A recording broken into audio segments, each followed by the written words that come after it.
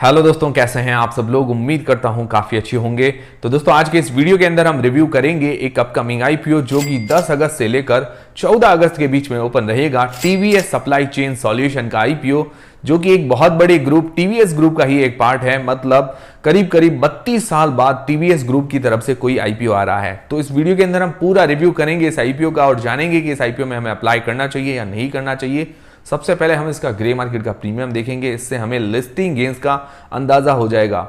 फिर दोस्तों जानेंगे इस कंपनी की डिटेल्स के बारे में, मतलब ये कंपनी ऐसा क्या काम करती है, कौन सा सेक्टर है, फ्यूचर इसका कैसा रह सकता है। फिर दोस्तों जानेंगे इसके फाइनेंशियल्स और फंडामेंटल्स के बारे में, मतलब कंपनी प्रॉफिट मेकिंग है या लॉस मेकिंग कंपनी है, और अपने जो भी पेयर कंपिटिटर्स हैं उनसे ये कैसा परफॉर्मेंस कर रही है। फिर दोस्तों जानेंगे इस आईपीओ की डिटेल्स के बारे में और अंत में मैं आपको बताऊंगा कि इस आईपीओ में हमें अप्लाई करना चाहिए या नहीं करना चाहिए, और करें तो लिस्टिंग गेन्स के हिसाब से या लॉन्ग टर्म के हिसाब से। सारी चीजें हम इस वीडियो के अंदर क्लियर करेंगे।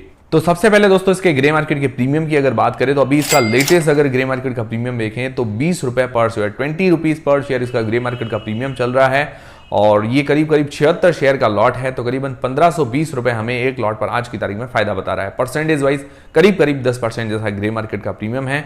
तो देखिए दोस्तों, अभी ग्रे मार्केट का प्रीमियम इसका जो एग्जैक्ट डिमांड आने में 1-2 दिन लग सकते हैं, उसके बाद ही हमें पता चल पाएगा कि इसकी एग्जैक्ट ग्रे मार्केट के अंदर डिमांड कैसी चल रही है।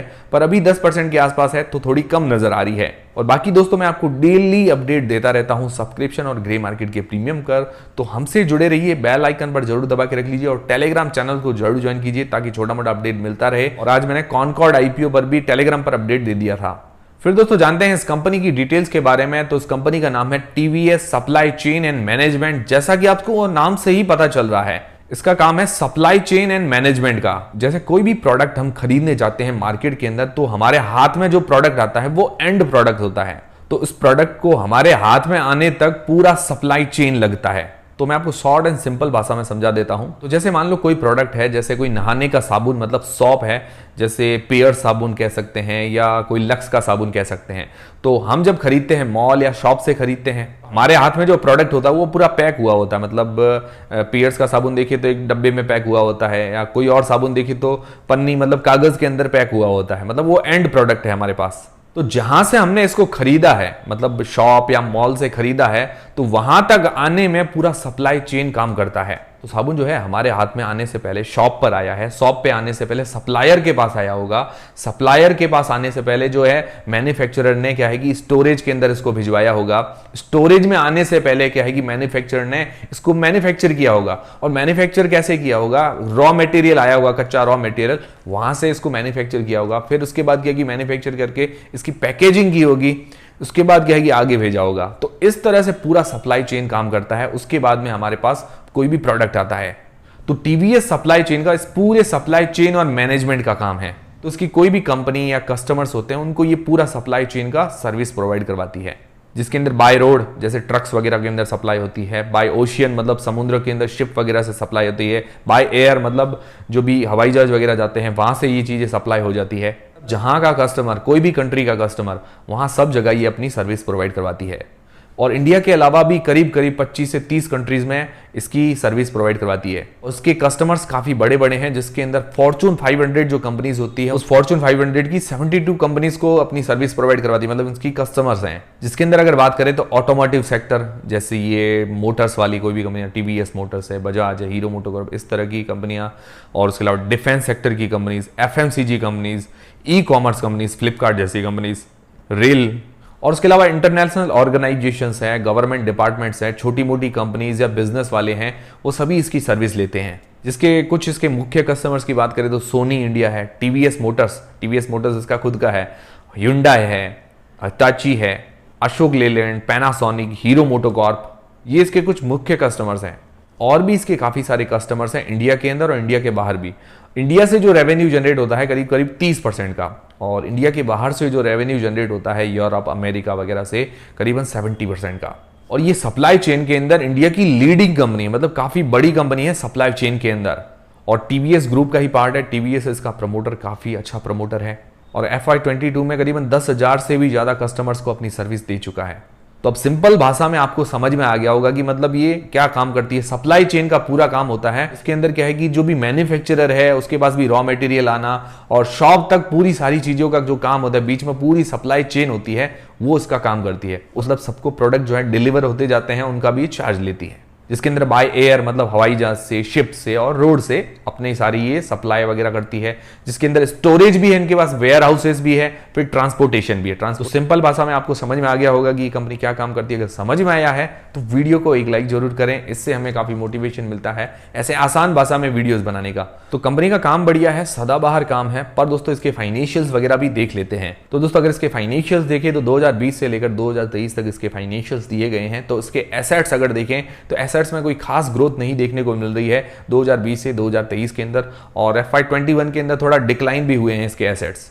फिर दोस्तों बात करें इसके रेवेन्यू की, तो रेवेन्यू के अंदर बहुत ही बढ़िया ग्रोथ है।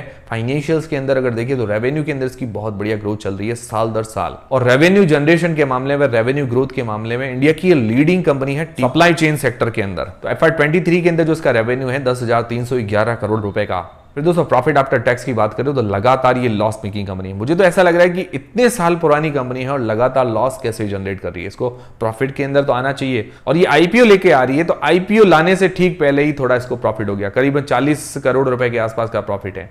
तो अगर आप प्रॉफिट मार्जिन निकालते हैं तो करीबन 0.4% जैसे, मतलब आधे % से भी कम के इसके प्रॉफिट मार्जिन है, जो कि बहुत ज्यादा कम है। हालांकि इतने साल पुरानी कंपनी है तो लगातार लॉस कैसे जनरेट कर रही है, ये भी थोड़ा सोचने वाली बात है। क्योंकि देखो कोई भी बिजनेस होता है, जब तक प्रॉफिट नहीं होगा तो वो बिजनेस कैसे गिना जाएगा। लगातार लॉस जनरेट कर रहा है तो वो बिजनेस थोड़ी हुआ। और बाकी हो सकता है ये अपने आप को एक्सपेंड कर रही हो। कभी कभार बड़ी कंपनीज में ऐसा होता है कि शुरुआत के सालों में लॉस देखने को मिलता है, पर बाद में आने वाले सालों में हमें प्रॉफिट देखने को मिलता है, क्योंकि बड़े बिजनेस है, उनके फंडे अलग होते हैं। फिर दोस्तों नेट वर्थ इसकी बड़ी है FY21 को छोड़ के।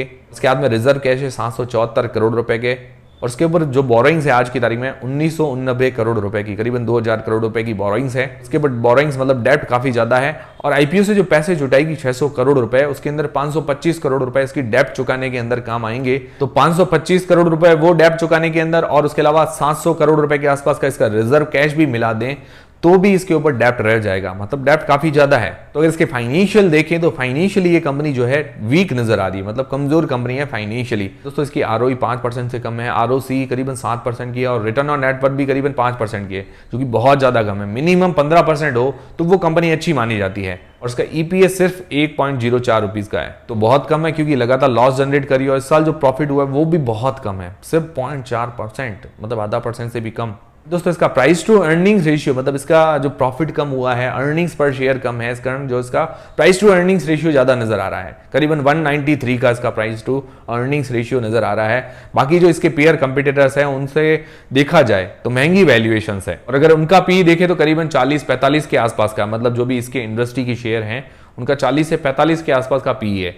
बाकी सारी कंपनीज इससे छोटी कंपनीज है, मतलब रेवेन्यू के मामले में देखें तो बाकी सारी कंपनी छोटी कंपनी है। ब्लू डार्ट जो है उसका रेवेन्यू है 2023 के अंदर करीबन 5000 करोड़ रुपए के आसपास का, और इसका रेवेन्यू है 2023 के अंदर करीबन 10,000 करोड़ रुपए के आसपास का। प्राइस टू अर्निंग्स रेशियो होता है, जो शेयर का प्राइस होता है उसके अंदर अर्निंग्स पर शेयर का भाग लगाते हैं, तो प्राइस टू अर्निंग्स रेशियो निकल कर आता है। पर देखिए दोस्तों इसके अंदर ये है कि इसका जो अर्निंग्स पर शेयर है वो ऑलरेडी बहुत ज्यादा कम है। अब कम चीज का भाग अगर बड़ी चीज में लगाएंगे तो क्या है कि उसका रिजल्ट भी उतना ही आएगा। तो इस कारण जो प्राइस टू अर्निंग्स रेशियो है वो हमें ज्यादा नजर आ रहा है। अगर इसका आने वाले टाइम में प्रॉफिट बढ़ता है, प्रॉफिट अगर और ज्यादा बढ़ता है, थोड़ा बहुत होता है, मतलब मैं मान सकते हैं कि 5% 10% के आसपास भी होता है, तो इसका जो पी है वो कम हो सकता है। पर फिलहाल के लिए अभी देखा जाए तो वैल्यूएशंस महंगी है, जो इसकी कमाई है उस हिसाब से वैल्यूएशंस थोड़ी हाई है। पर ओवरऑल पर्सनली मुझे ऐसा लगता है कि अगर आने वाले टाइम में अगर इसका प्रॉफिट बढ़ता है तो इतनी महंगी नहीं कह सकते हैं इसको, क्योंकि रेवेन्यू के अंदर काफी बढ़िया ग्रोथ है। तो दोस्तों ये हो गया इसके फाइनेंशियल्स और फंडामेंटल्स। अब दोस्तों इस आईपीओ की डिटेल्स के बारे में अगर बात करें तो 10 अगस्त से लेकर 14 अगस्त के बीच में ये आईपीओ ओपन रहेगा। इसका प्राइस बैंड रखा गया है 187 रुपए से लेकर 197 रुपए के बीच में। 76 शेयर का ये लॉट है। एक लॉट के अंदर 14,972 रुपए हमें मिनिमम इन्वेस्ट करने पड़ेंगे। और इसका जो टोटल इश्यू साइज है 880 करोड़ रुपए का, जिसके अंदर फ्रेश मतलब जो नए शेयर जारी करेगी 600 करोड़ रुपए के, और इसकी कुछ उधारी चुकाने के अंदर भी 500 करोड़ रुपए के आसपास काम आएंगे। बाकी 280 करोड़ रुपए का OFS मतलब ऑफर फॉर सेल है। और इसका जो रिटेल पोर्शन रखा गया है 10% का, क्योंकि कंपनी जो है लगातार लॉस मेकिंग है। इस साल ही प्रॉफिट के अंदर आई है, वो भी बहुत कम प्रॉफिट है। और दोस्तों इसकी जो लिस्टिंग डेट है वो है 23 अगस्त, मतलब 23 ऑफ अगस्त को शेयर मार्केट के अंदर ये लिस्ट हो जाएगा। तो दोस्तों ये हो गए सारे आईपीओ की डिटेल्स। अब दोस्तों सबसे मेन सवाल ये आता है कि इस आईपीओ में हमें अप्लाई करना चाहिए या नहीं करना चाहिए। और दोस्तों उससे पहले आपके पास या आपके फैमिली मेंबर्स में किसी के पास भी डीमेट अकाउंट नहीं है तो बिल्कुल फ्री में डीमेट अकाउंट खुलवाने की लिंक आपको डिस्क्रिप्शन के अंदर मिल जाएगी। एंजल और अपस्टॉक्स के साथ खुलवा सकते हो। तो देखिए दोस्तों सबसे पहले इसका सेक्टर देखते हैं। तो सेक्टर ये सदाबहार सेक्टर है, बहुत ही बढ़िया डिमांडिंग सेक्टर है। ऐसी चीज़ों की डिमांड हमेशा रहती है, सप्लाई चेन हमेशा डिमांड रहेगी। मतलब कोई भी प्रोडक्ट बनता है तो कस्टमर तक पहुंचने में या सप्लायर तक जाने में रॉ मटेरियल जाता है तो सप्लाई चेन उसके बीच में चाहिए होती है, हमेशा इसकी डिमांड रहती है, सदाबहार सेक्टर है। दूसरा ये लीडिंग कंपनी है अपने ही सेक्टर के अंदर और रेवेन्यू ग्रोथ के मामले में, जो उसकी रेवेन्यू ग्रोथ हुई है उसके मामले में जो सप्लाई चेन वाला सेक्टर है उसके अंदर भी ये लीडिंग कंपनी है। और उसके अलावा और पॉजिटिव पॉइंट्स की बात करें तो इसके प्रमोटर ग्रुप टीवीएस ग्रुप काफी बड़ा ग्रुप है, मतलब विश्वासी ग्रुप है। ऐसा नहीं है कि कंपनी कोई आज आई है, कोई अचानक से कोई कंपनी नहीं आई है या कल को डूब सकती है, ऐसा भी कुछ नहीं है। बहुत ही रेस्पेक्टेड ग्रुप है। और टीवीएस मोटर्स के बारे में भी आप जानते हैं, टीवीएस की काफी सारी बाइक्स वगैरह और गाड़ियां आती है।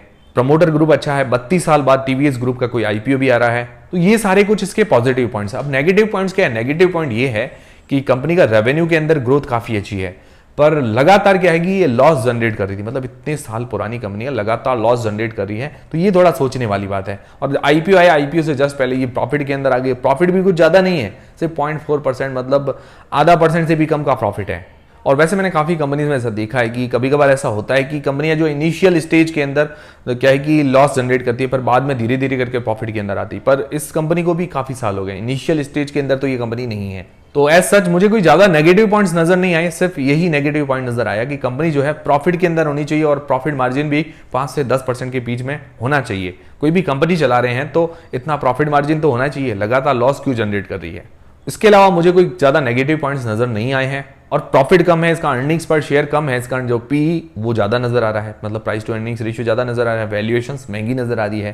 तो ये इसके नेगेटिव पॉइंट्स है। ओवरऑल देखा जाए अभी ग्रे मार्केट के अंदर भी कोई खास डिमांड नहीं है। और देखा जाए लॉन्ग टर्म के लिए मुझे ये कंपनी ठीक नजर आ रही है। अगर आने वाले टाइम में ये अच्छा प्रॉफिट जनरेट करती है, मतलब अपने प्रॉफिट मार्जिन बढ़ाती है और लॉस नहीं जनरेट करती है, तो मुझे लगता है कंपनी बहुत बढ़िया साबित हो सकती है और ये शेयर काफी बढ़िया रिटर्न हमें दे सकता है।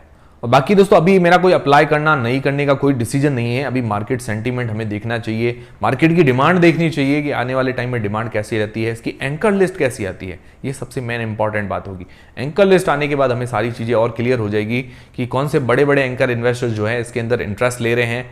पर्सनली मुझे लॉन्ग टर्म के लिए बहुत ही बढ़िया कंपनी नजर आ रही है, क्योंकि सेक्टर इसका बहुत बढ़िया है। वैल्यूएशंस मुझे इतनी महंगी नहीं लगी, क्योंकि मुझे ऐसा लगता है कि जो ये रेवेन्यू जनरेट कर रही है उस हिसाब से अगर ये प्रॉफिट भी करीबन 5 से 10% के बीच में लेके आए तो उसका पी बहुत डाउन हो सकता है। वैल्यूएशंस मुझे इतनी महंगी नहीं लगी है, बस ये आंकड़ों का खेल है। बाकी दोस्तों अभी अप्लाई करने का नहीं करने का कोई भी डिसीजन नहीं है। मैं फाइनल डिसीजन आपको जल्दी ही दे दूंगा और डेली आपको अपडेट देता रहूंगा। तो हमसे जुड़े रहिए, बेल आइकन पर दबा के रख लीजिए और टेलीग्राम चैनल को ज्वाइन करके रख लीजिए। टेलीग्राम, इंस्टाग्राम और फ्री में डीमेट अकाउंट सबके लिंक डिस्क्रिप्शन के अंदर है। मिलते हैं दोस्तों अगले वीडियो के अंदर।